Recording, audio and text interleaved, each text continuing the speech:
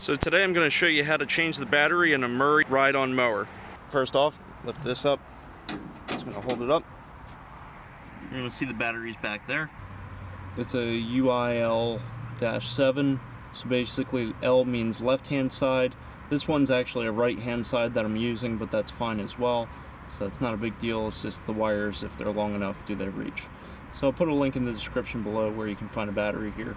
So you're just going to come in here, there's some wing nuts that you're going to loosen up. Take the wire off.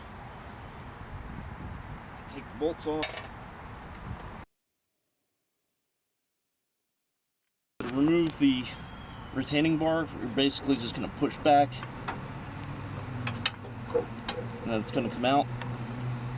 The easiest way I've found to remove the battery is to actually take it out of the battery box. And you're going to come through this side. That's how you get your battery out. Alright, so to install a battery, come up in here, put it back in.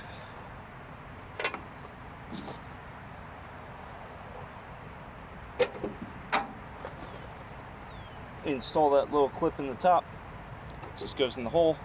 And then we're going to push back and over, that way the battery's not going to want to move.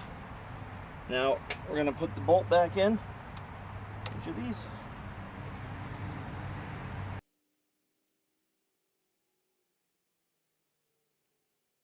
You just need to tighten up the wing nut.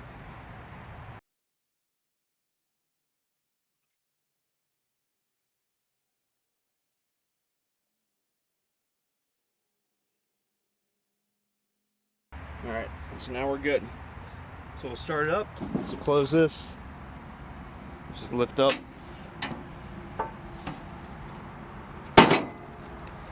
So we're going to start it up, see how if it works.